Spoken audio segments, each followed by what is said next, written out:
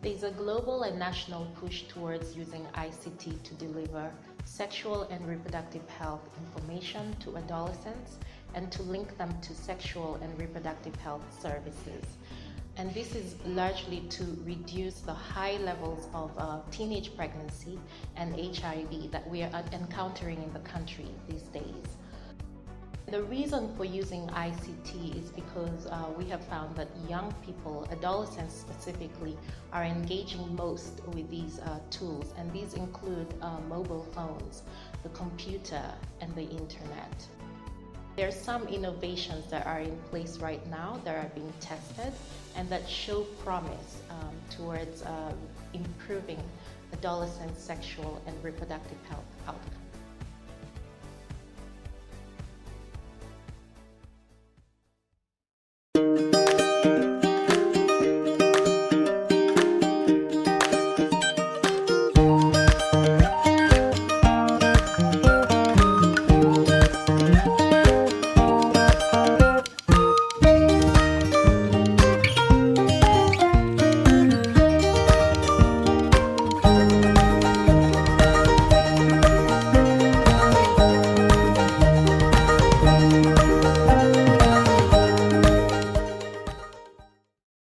My name is Hudson Asiema, and this is my sign-in. I am the CEO and co-founder of Deaf Elimu Plus, and I am deaf. We use Sex Elimu Plus to educate the deaf on sexual reproductive health issues. I developed the app to be able to create accessible information in sign language for the deaf. I have a web app, and we also have an Android app.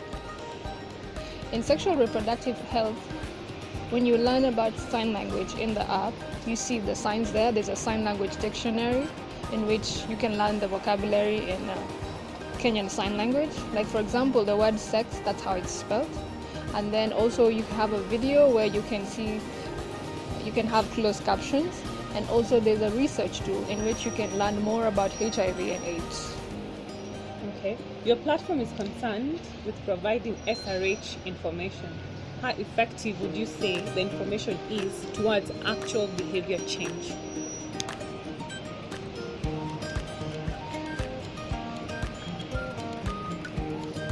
The app helps behavior change in the aspect that deaf individuals who are young and old have a difficult time communicating, especially if they don't use the same language. If you have hearing people and deaf people. For example, if you're hearing and you want to learn sign language, you can download the app and learn more about it. Maybe, for example, you're married to a deaf person and you're hearing. What do? You learn from the app. Or maybe a deaf person has gotten pregnant and they don't know what to do. There's more information on the app on how to deal with that. There's also the health provider services that are provided in the hospital. You can visit the hospital and be able to explain what's going on, and that information will be provided in the app as to the different healthcare facilities that offer sign language interpretation services. And also, the deaf themselves can decide as to whether to go to the healthcare providers center or not. Okay.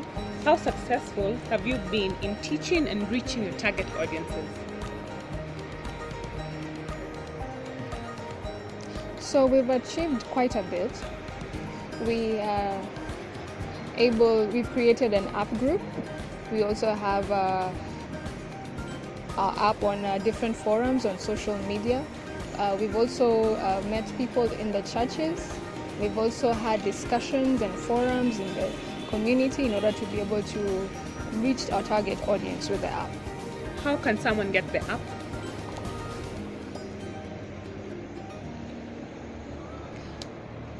You can get the app from the Google Play Store, and also we also have a web app. So if you have an Android phone, you can use the regular app. But if you have an iOS phone, you can download the web app. Do you have like in the social media pages that someone can like, follow?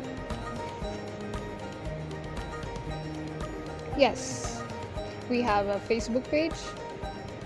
It's called Elimu Plus, and that we also have a Twitter handle. We also have a YouTube page. Who provides the content for the application? The technical SRH content.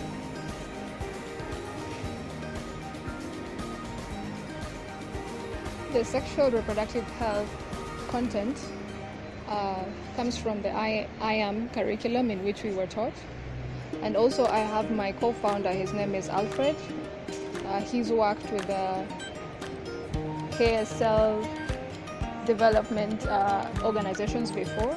And also we've realized that there's very few sign language vocabulary in sexual reproductive health. So what we do is that we research, we come up with a sign, we test it, and then after that use it on the app once it's been accepted by the community.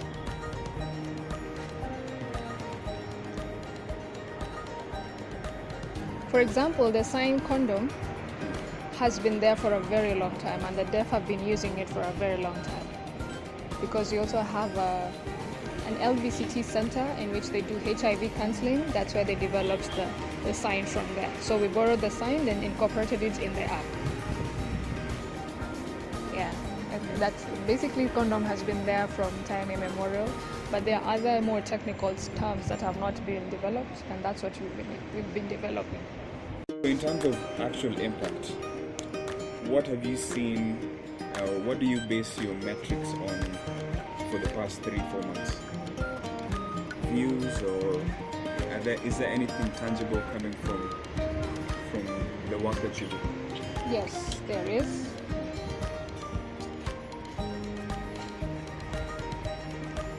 My metrics and my primary audience has basically been the views on the videos that we've gotten, and the clicks and the playbacks. And also we can be able to see how many people have researched a certain word. And if we also see if a word is popular or it's not.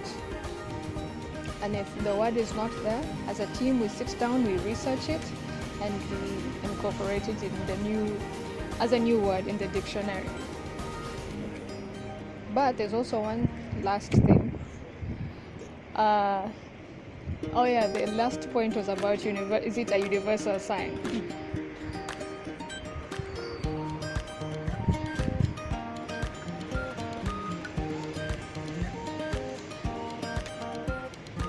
Every country in the world has its own sign language.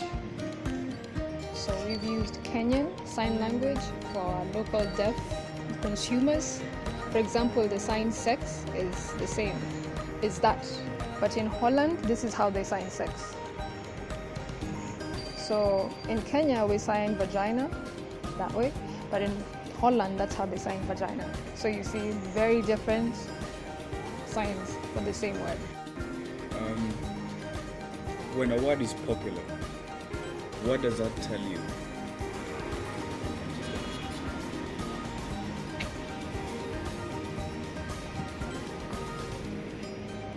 When a word is popular, we can tell by the many clicks and the many views that a certain word has gotten. So it means we probably need to do more research on that. And we'll also have a new feature coming up of topics and in the research sections. For example, if they click so many times on pregnancy, we will probably do research and then create more information that is more exciting about that particular word. For example, sometimes maybe if we have just basic content, it gets boring. So we've decided that every time we see a word is popular, we want to increase the information. That way to make it more exciting and more educational for the viewers.